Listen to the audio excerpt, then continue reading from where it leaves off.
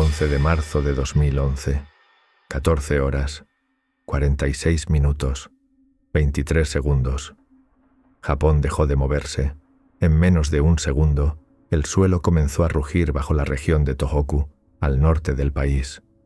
Un rugido profundo, metálico, como si el planeta se partiera desde adentro. Los sensores registraron una magnitud de 9.0, el terremoto más poderoso en la historia moderna de Japón. Las calles de Sendai vibraron, las paredes temblaron, los cristales explotaron contra el asfalto. En Tokio, a más de 370 kilómetros del epicentro, los rascacielos se balancearon como barcos atrapados en una tormenta de acero y concreto. La Tierra no se detuvo durante 6 minutos. 6 minutos en los que millones de personas creyeron que aquel sería su último día. Cuando el movimiento cedió, algunos respiraron aliviados, pero el océano todavía no había dicho su última palabra. Bajo las aguas del Pacífico, una masa colosal se levantó. Un muro de agua empujado por la fuerza del planeta a altura estimada, 40 metros. Velocidad, más de 700 kilómetros por hora. El tsunami avanzaba hacia la costa japonesa. Menos de 30 minutos después, el mar comenzó a retirarse en silencio como si alguien hubiera vaciado el océano. Barcos encallaron sobre el barro. Los muelles quedaron desnudos. Y luego, el horizonte se levantó. La ola cubrió el cielo. Cuando tocó tierra, la región costera desapareció bajo toneladas de agua. Trenes, escuelas, hospitales, pueblos completos. Nada resistió.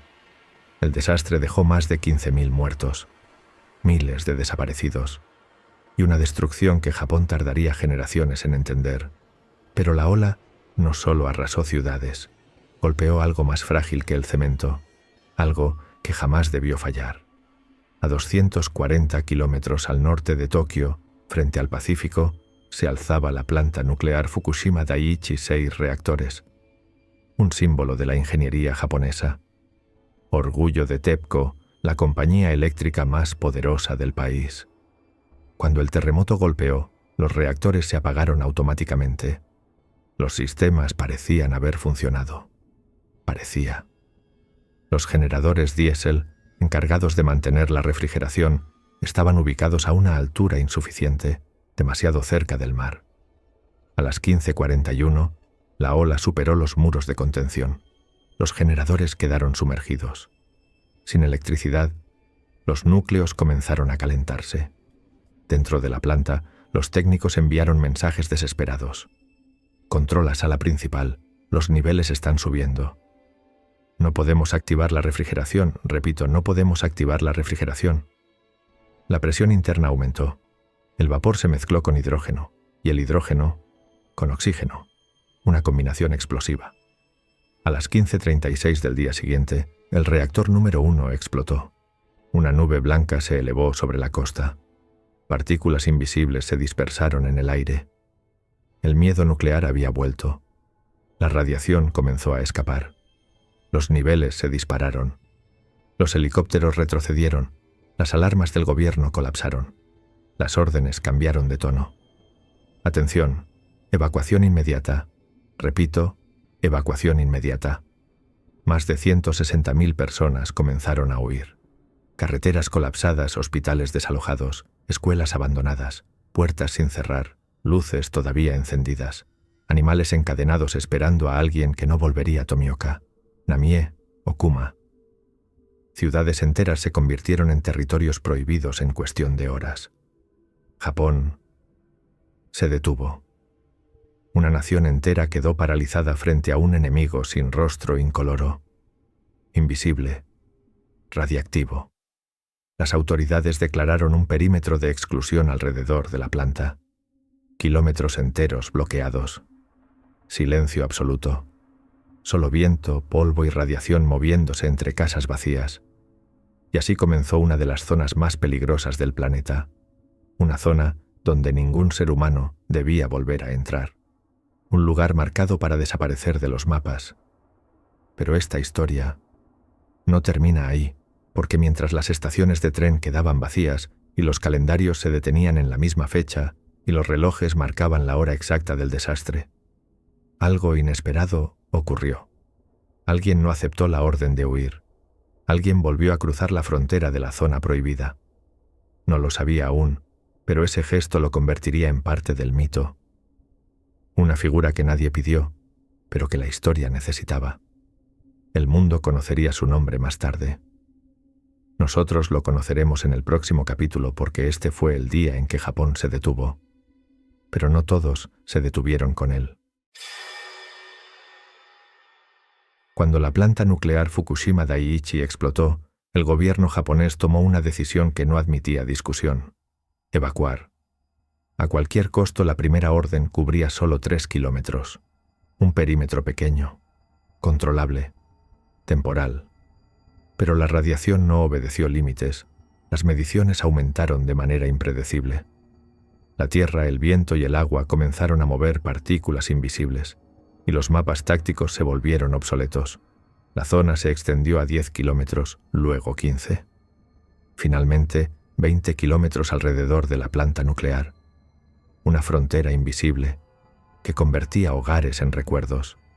Más de 160.000 personas recibieron instrucciones de abandonar la región. Dejen todo, no regresen. No es seguro. No hubo tiempo de planificar. No hubo tiempo de empacar. No hubo tiempo de despedirse. Las carreteras comenzaron a llenarse de vehículos. Familias enteras se movían sin saber hacia dónde. El objetivo no era llegar a algún lugar. El objetivo era no quedarse ahí. La televisión mostraba rutas bloqueadas. Las voces de los presentadores intentaban mantener la calma. Las sirenas no lo permitían. Algunos autobuses públicos recorrieron zonas rurales recogiendo ancianos, personas enfermas, niños en brazos. Otros transportes nunca llegaron. En una pequeña localidad al sur de la zona crítica, una mujer recordaría años después: mi padre se negó a marcharse. Dijo que había nacido allí y que quería morir en su casa. Un policía confesó en un reporte interno: teníamos órdenes estrictas, evacuar a todos, si era necesario, por la fuerza. Pero algunos se arrodillaban frente a nosotros, suplicaban quedarse. Hubo lugares donde la evacuación duró menos de 2 horas, los electrodomésticos quedaron funcionando, las luces encendidas, la comida servida en las mesas, las casas no fueron cerradas, las puertas no fueron aseguradas, solo se fueron. Y muy pronto nadie podría volver a abrirlas sin arriesgar la vida. En los hospitales los dilemas fueron insoportables. No había camas disponibles en las zonas seguras. No había ambulancias para todos. Algunos pacientes no pudieron ser trasladados. Médicos y personal se quedaron con ellos hasta el último momento posible. Pero la orden llegó igual. Evacúen ahora. Repito, evacúen ahora. Un enfermero declaró más tarde: nos dijeron que volviéramos por ellos en unas horas, pero las horas se convirtieron en días, y los días en silencio. El terremoto destruyó edificios. El tsunami destruyó ciudades, pero la evacuación destruyó algo que no puede reconstruirse: la idea de hogar. Las familias llevaron lo que pudieron: documentos, juguetes, fotos, medicinas, pero muchos no pudieron llevar a sus animales. Perros quedaron atados en patios y corredores, gatos vagaron por habitaciones vacías. Granjas enteras quedaron cerradas con ganado hambriento. Un ganadero describió la escena. Escuchaba a los animales llamando, golpeaban las puertas. No podía volver a abrirlas. Un veterinario que logró entrar en los primeros días contó: había vacas todavía vivas, quietas, esperando, miraban la entrada como si sus dueños fueran a aparecer en cualquier momento. Esa espera nunca terminó. La radiación viajó con el viento. Algunas zonas seguras quedaron contaminadas. Algunas zonas dentro del perímetro estaban relativamente limpias. Los informes internos registraron mensajes como: los niveles no coinciden con el modelo. La pluma de contaminación se desplazó hacia el noroeste. No recomendamos divulgar esta información al público.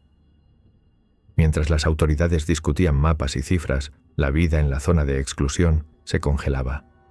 Campos que alimentaron a generaciones ya no podían cultivarse. La pesca se detuvo. El comercio desapareció. Las economías locales se rompieron en cuestión de días. En un muro de Futaba, alguien escribió antes de marcharse: Volveremos a plantar, sin importar cuánto tarde. A los pocos meses comenzaron a aparecer señales de trauma colectivo. Niños que no querían dormir sin luz. Personas mayores que seguían guardando las llaves de casas que ya no existían. Hombres y mujeres incapaces de pronunciar el nombre de su pueblo sin quebrarse. Hubo un aumento documentado en intentos de suicidio entre desplazados.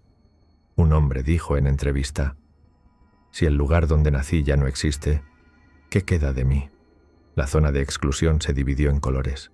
Roja, peligro severo, prohibido entrar. Naranja, acceso restringido, solo equipos especializados. Verde, tránsito limitado. Pero la radiación no respeta fronteras. Un científico escribió en un informe que luego se filtró: «Las líneas de exclusión sirven para la administración, no para la física. La Tierra perdió su valor. Las casas perdieron su nombre. Los recuerdos perdieron su dirección». Pero aquí aparece algo más. Un rumor. Un susurro que empezó entre equipos de seguridad, técnicos retirados, residentes que lloraban en refugios. Alguien había entrado. Alguien no había huido. Alguien había decidido que ese territorio prohibido no estaba vacío. No sabían su historia. No sabían su motivo. No sabían su rostro. Pero una frase comenzó a repetirse. No todos se fueron. Se dijo que la zona de exclusión estaba vacía. Se dijo que no quedaba nadie allí. Se dijo que la vida había abandonado ese territorio. Pero los vacíos absolutos no existen. No en la Tierra. No en la memoria. No en Fukushima. Hubo equipos que reportaron señales extrañas. Luces encendidas en casas que nadie debía habitar. Movimiento de animales alimentados recientemente. Puertas que aparecían abiertas después de haber sido selladas. Al principio se habló de saqueadores, luego de rescatistas no autorizados. Más tarde de un sobreviviente. Un técnico de contención fronteriza declaró bajo anonimato: «Encontramos huellas humanas en la nieve. Cerca del límite, alguien había cruzado hacia adentro, no hacia afuera». Otro informe lo confirmaba. No es un equipo, es una sola persona. La idea de que alguien hubiera vuelto parecía absurda.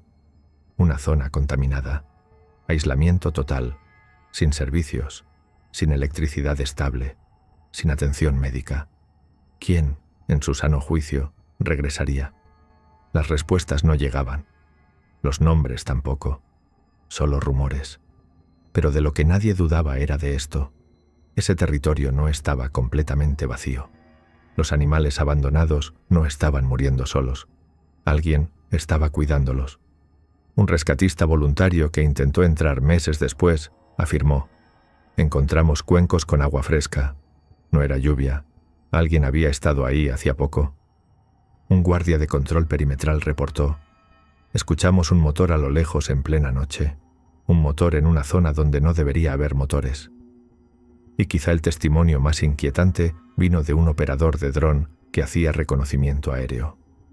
«Hay un hombre caminando con un saco de pienso hacia una zona de establos. No parece perdido». La información no se divulgó al público, no oficialmente. No en ese momento Japón tenía suficientes heridas abiertas como para sumar otra. La historia de alguien que, en pleno colapso nuclear, desobedeció la orden más importante de su vida.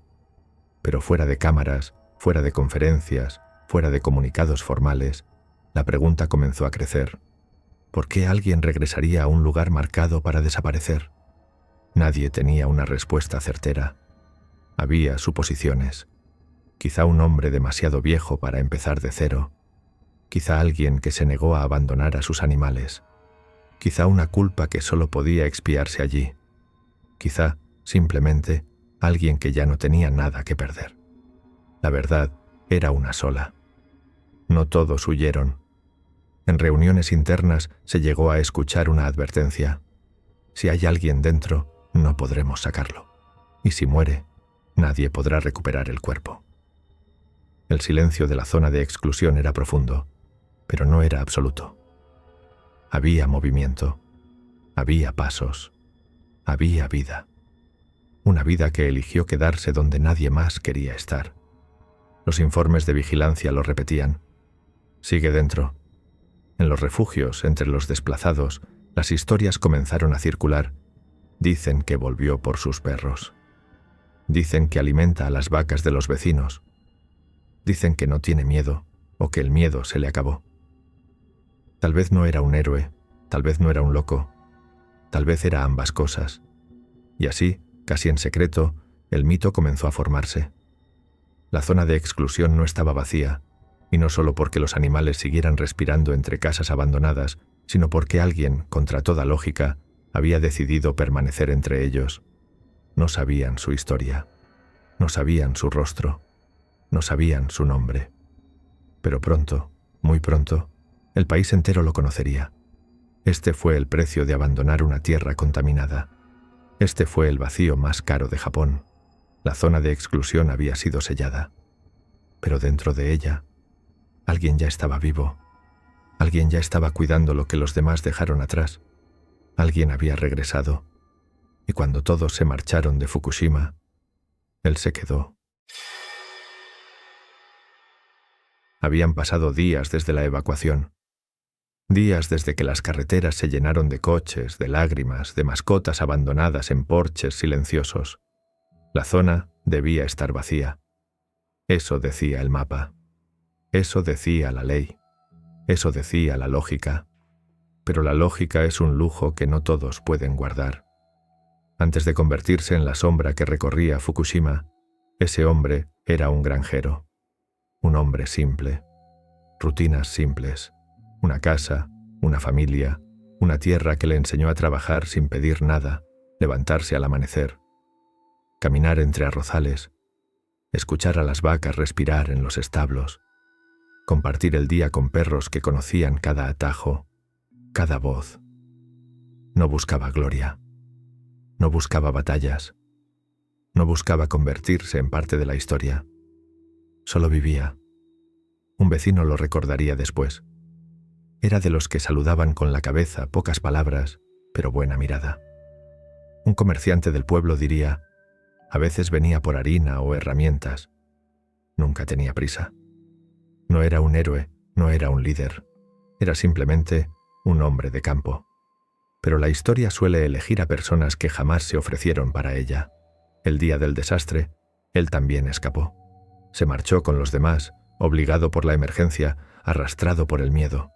El suelo había temblado bajo sus pies, el cielo se volvió extraño, el océano rugió como si tuviera memoria, y luego, la explosión, la orden, el éxodo. Durante días permaneció en refugios, rodeado de conversaciones rotas, miradas vacías y niños que dormían junto a mochilas en el suelo.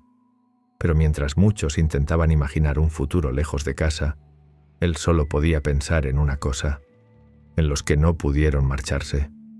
No las personas, no todavía, sino ellos, los animales, sus perros, sus vacas, los gatos callejeros que aparecían cada tarde esperando comida, los caballos de un vecino, las gallinas de otro, seres que no entendían órdenes gubernamentales, seres que no podían evacuar sus propios recuerdos. ¿Estarán vivos? La pregunta se repetía en su cabeza. No buscaba una respuesta racional. Buscaba verdad. Y allí, en ese silencio inmenso del refugio, apareció un pensamiento que no logró apartar. Un pensamiento que no llegó como una revelación gloriosa, sino como una punzada áspera, una frase que le quemó por dentro. Me necesitan. Lo intentó ignorar. Durmió poco. Comió menos. Escuchó noticias que no hablaban de animales, solo cifras. Cifras de radiación, cifras de evacuados, cifras de pérdidas. Pero ninguna cifra tenía nombres, ni ladridos, ni mugidos, solo vacío. Hasta que un día, sin anunciarlo en voz alta, sin pedir permiso, sin explicarlo a nadie, tomó una decisión no heroica, no lógica, solo profundamente humana. Volvería. Lo hizo sin mapas, sin autorización, sin compañía. Empujado por una fuerza distinta al valor y distinta al miedo, la responsabilidad. Pero antes de cruzar el límite prohibido, se dijo a sí mismo algo que jamás repetiría en público. Un pensamiento que llevaba la forma de una promesa. no morirán solos. La carretera estaba vacía, los pueblos estaban quietos. Las ventanas abiertas se movían con el viento como si las casas todavía respiraran. Y mientras avanzaba, una sensación extraña lo acompañó. No era miedo, no era arrepentimiento, era otra cosa. Algo parecido a pertenecer. Patrullas de control aseguraban que no hubiera personas dentro de la zona. Pero él evitó la carretera principal. Tomó atajos de tierra que conocía desde niño. Caminó entre árboles que parecían saber su nombre. Una tierra que lo había visto crecer y que ahora lo veía regresar, mientras todos los demás huían de ella. En un informe interno, un guardia fronterizo diría más tarde: pensamos que nadie entraría jamás. No imaginábamos lo contrario. Pero lo contrario estaba ocurriendo. El hombre seguía caminando, paso tras paso, respiración tras respiración, hacia un silencio que ya no asustaba, porque era el mismo silencio que siempre perteneció al campo. Al llegar al primer establo, no encontró ruido, no encontró movimiento, solo miradas. Docenas de animales lo observaban en silencio. No lloraban, no gritaban, no exigían. Solo lo miraban como si supieran que había regresado por ellos. Y algo se quebró dentro de él. En ese momento, sin que nadie lo viera, sin que el mundo supiera todavía de su existencia, un pensamiento cruzó su mente. Una frase que nunca pronunció en público, pero que se volvió su motor. Si yo me voy, ellos mueren. No fue una decisión épica. No hubo discurso, no hubo bandera. Solo había tierra, animales y un hombre que no aceptó que abandonar fuera lo correcto. Y así, sin ceremonias, sin testigos, comenzó la historia que nadie imaginaba que sería contada.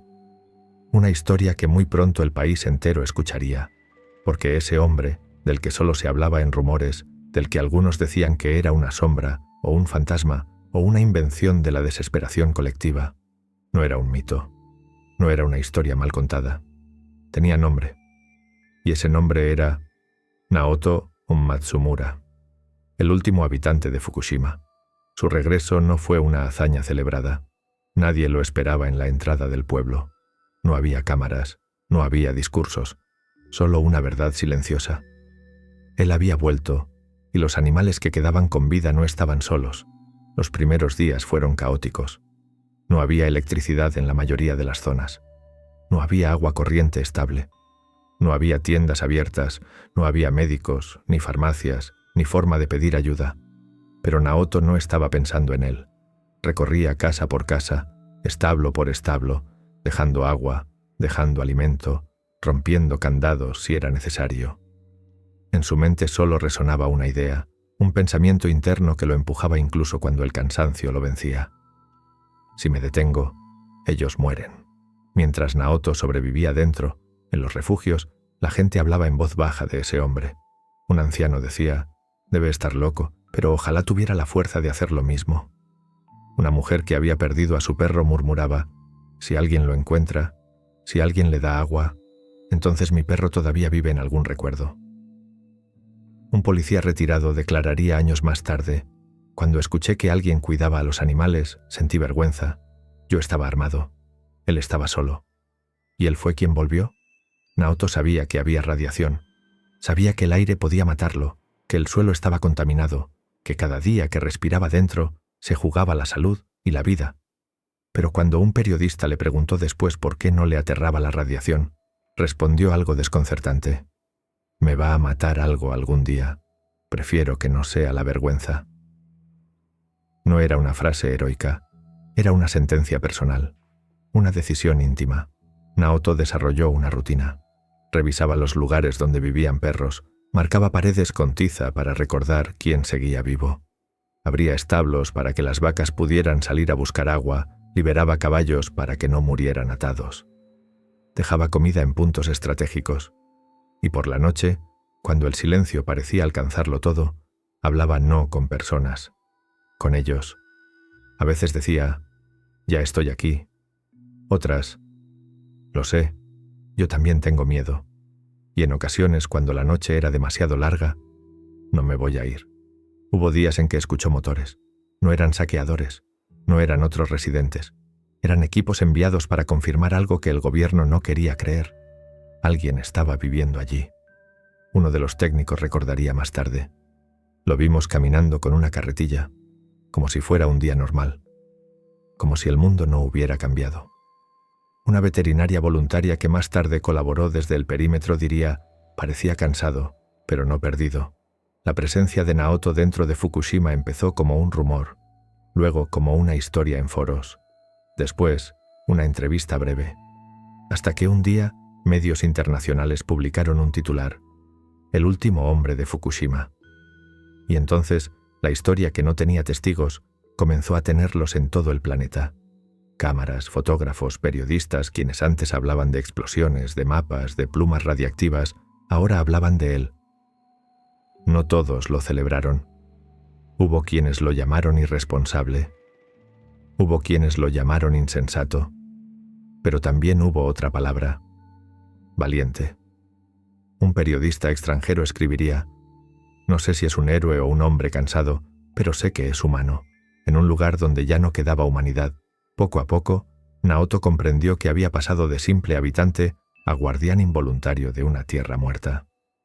No por elección, no por gloria, no por redención, sino porque a pesar de todo, seguía sintiendo que esa tierra era suya y que quienes la habitaban, aun con 4 patas, también eran parte de su memoria.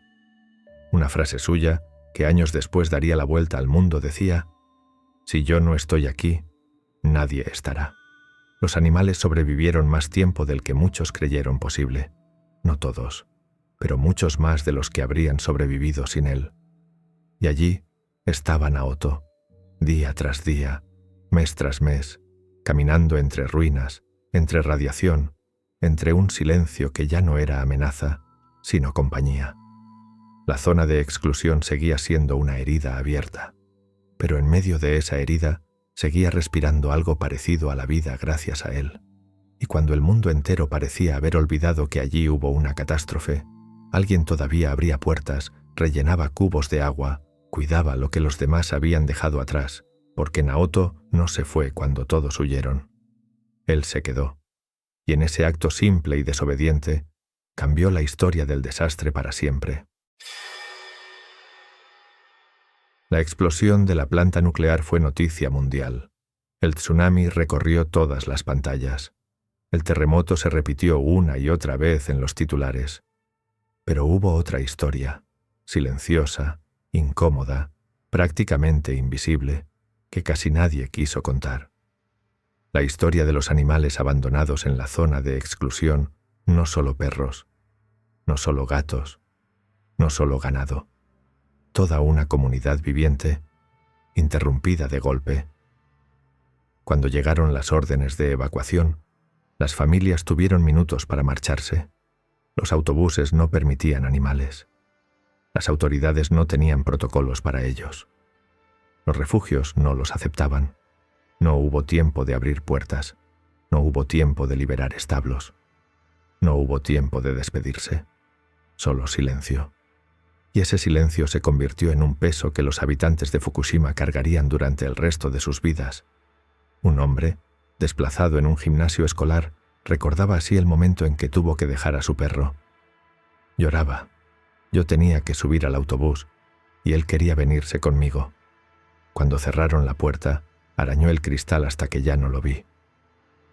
Una mujer contó: mi gato estaba escondido debajo de la cama. Me dijeron que no había tiempo, que si me retrasaba, el autobús se iba sin mí. Me fui sin él, pero lo más duro no ocurrió en los refugios, sino dentro de la zona que todos abandonaron. Calles vacías, casas abiertas, comederos vacíos, cadenas tensas, establos cerrados. La vida seguía allí, pero atrapada. Durante las primeras 48 horas, los animales no entendían lo que estaba pasando. Perros esperaban en las puertas, gatos recorrían habitaciones buscando voces familiares, vacas mugían desde establos cerrados. Caballos golpeaban las vallas con fuerza, como si pudieran llamar a sus dueños.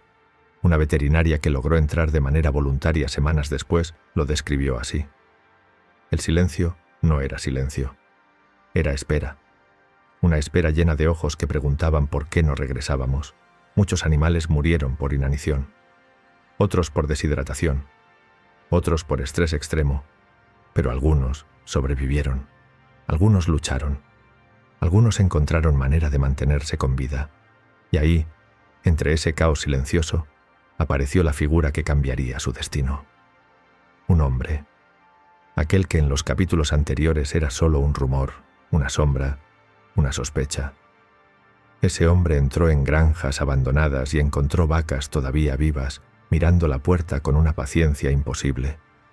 Entró en casas y vio cuencos vacíos, pisadas diminutas sobre el polvo, mantas arrugadas donde dormían gatos que ya no sabían qué esperar. Entró en patios y vio perros atados, desesperados, pero vivos, y cada escena le golpeó más que la anterior. En su mente, un pensamiento se repetía sin descanso. No están aquí porque quieran. Están aquí porque nosotros los dejamos. No tenía un plan, no tenía un mapa, no tenía un soporte legal, no tenía ayuda. Tenía dos manos, una voluntad que no aceptaba abandonar y una frase que comenzaba a convertirse en su filosofía. No puedo salvarlos a todos, pero puedo salvar a algunos. Y así comenzó su rutina diaria. Cargar sacos de pienso, abrir establos, romper candados oxidados, dejar agua en cubos improvisados, liberar caballos, revivir patios muertos. Cada día, kilómetros a pie, kilómetros cargando alimento, kilómetros entrando en casas que parecían congeladas en el tiempo. A veces encontraba animales, a veces encontraba silencio. Un voluntario extranjero que visitó la zona años después escribió: había lugares donde solo quedaban huesos, pero en otros había vida. Y esa vida existía gracias a él. Pero cuidar animales en una zona nuclear no era solo cuestión de compasión, era cuestión de resistencia. Naoto aprendió a medir la radiación sin instrumentos, a diferenciar zonas seguras de zonas peligrosas, a caminar por rutas que no estuvieran contaminadas, a evitar polvo que le quemaba la garganta, a moverse rápido entre puntos críticos, y aún así, cada día que respiraba dentro, sabía que estaba acortando su propia vida. Una periodista que lo entrevistó recuerda: le pregunté si tenía miedo a la radiación. Me miró como si le hubiera preguntado algo absurdo. Dijo: tengo miedo a lo que pasa si no vuelvo mañana. Ese era él, no un héroe, no un suicida, no un mártir. Un hombre que decidió que abandonar no era opción. Y esa decisión tuvo consecuencias. Con el paso de los meses, la vida silvestre comenzó a modificar la zona. Sin humanos, los jabalíes comenzaron a multiplicarse. Los zorros ocupaban calles, los mapaches formaban manadas. Los monos bajaban de las montañas para buscar comida en jardines. Era como si la naturaleza reclamara territorio. Pero en medio de esa naturaleza salvaje, seguían existiendo los que dependían de él, los perros que lo seguían por el pueblo, los gatos que dormían en su porche, las vacas que lo reconocían por la voz, los caballos que esperaban el ruido del cubo con agua. Y cada mañana, cuando Naoto abría la puerta de su casa, escuchaba pasitos, gruñidos suaves, maullidos, susurros. No eran palabras, pero eran recibimientos, una especie de agradecimiento silencioso. Un pequeño ejército de sobrevivientes que lo seguían, no porque fuera especial, sino porque era el único que no había huido. En cierta ocasión, un equipo de grabación le preguntó: ¿por qué lo haces? Él respondió sin grandilocuencia: porque estaban aquí antes que la catástrofe, no merecen ser víctimas del error humano. Error humano. Esas dos palabras se convertirían más adelante en el eje del capítulo final del documental. Pero esa historia llegará después. Por ahora, solo queda entender algo. La zona de exclusión no era solo un territorio prohibido. Era un cementerio abierto, donde la vida y la muerte coexistían a cada paso. Y entre todo ese caos, un hombre caminaba entre ruinas, entre casas vacías, entre respiraciones frágiles. Un hombre que no pidió ser héroe, pero se convirtió en el guardián de una tierra que el mundo había dado por perdida, el hombre que cuidó a los invisibles, el que dio voz a los que no podían pedir ayuda. el que enfrentó la radiación con una carretilla, un cubo y una responsabilidad que nadie más asumió, porque cuando todos abandonaron a los animales, él se quedó con ellos. Y ese acto simple se volvió un acto eterno, un acto que reveló una verdad profunda. En el corazón de Fukushima todavía existía humanidad, gracias a Naoto Matsumura. Durante décadas, Japón creyó que había dominado lo indomable. Creían que podían controlar la tierra que tiembla, el océano que ruge y la energía que nace del interior del átomo. La energía nuclear era el símbolo del progreso. Limpia, poderosa, capaz de iluminar millones de hogares sin contaminar el aire, sin depender del petróleo, sin miedo al apagón, Fukushima Daiichi era una promesa hecha de acero, cables y confianza. Un ingeniero de TEPCO lo explicaría años más tarde. Creíamos que nada podía superar las barreras de protección. Éramos demasiado optimistas, demasiado seguros, demasiado convencidos de que la tecnología podía vencer a la naturaleza. Pero la naturaleza no negocia. Para entender qué llevó al desastre, hay que mirar décadas atrás. La planta fue construida en los años 70, cuando se subestimaban ciertos riesgos y se confiaba demasiado en los modelos teóricos, por ejemplo, las defensas contra tsunamis. Se decidió construir la planta a baja altura, cerca del mar, porque era más barato. Y las barreras se diseñaron considerando tsunamis de 6 metros. Pero quienes estudiaban la historia geológica de Japón sabían que podían venir olas de 20, 30 o más. Un geólogo de la Universidad de Tokio lo dijo en un simposio en 2005. Las marcas en las rocas muestran tsunamis imposibles de imaginar. No es teoría. Ocurrió antes. No lo escucharon. O quizás sí, pero ignoraron la advertencia. El progreso siempre tiene prisa, y luego llegó lo inevitable. 11 de marzo de 2011. El terremoto golpeó. La planta resistió. Los reactores se apagaron automáticamente, como estaba previsto. Parecía que el sistema funcionaba. Los generadores diésel se encendieron. La refrigeración continuó. Los ingenieros respiraron con alivio, pero estaba a punto de llegar la pieza que faltaba en el rompecabezas fatal. Una ola de casi 15 metros. Una muralla líquida. Un monstruo gris que superó en segundos las defensas de la planta. El agua inundó los generadores. Los sistemas de emergencia se quedaron sin energía. Las bombas dejaron de funcionar. La temperatura empezó a subir sin control. Era el peor escenario. Literalmente el peor. Un operador de la sala de control dejó escrito: fue como ver cómo se apagaban las luces de un avión en pleno vuelo. Cuando un reactor nuclear pierde refrigeración, el reloj empieza a correr. El combustible se calienta, el vapor se acumula, el hidrógeno se libera y si ese hidrógeno encuentra oxígeno, explota. El reactor 1 explotó primero, luego el reactor 3, luego el reactor 4. 3 explosiones, 3 golpes al corazón del país. Durante horas, nadie sabía si el núcleo del reactor se había derretido. Durante días, nadie sabía cuánto cesio y yodo radiactivo se había liberado. Durante semanas, nadie sabía si la catástrofe podía escalar al nivel de Chernóbil o incluso más. Un científico del Instituto de Energía Atómica lo resumió así: estuvimos a minutos, no a horas, a minutos de un escenario irrecuperable, pero aquí está la parte que casi nadie conoce. Hubo un momento, una ventana de tiempo diminuta, en la que Japón estuvo cerca de perder no 1, no 2, sino todos los reactores. Si eso hubiera ocurrido, la radiación habría contaminado una extensión del tamaño de varios países.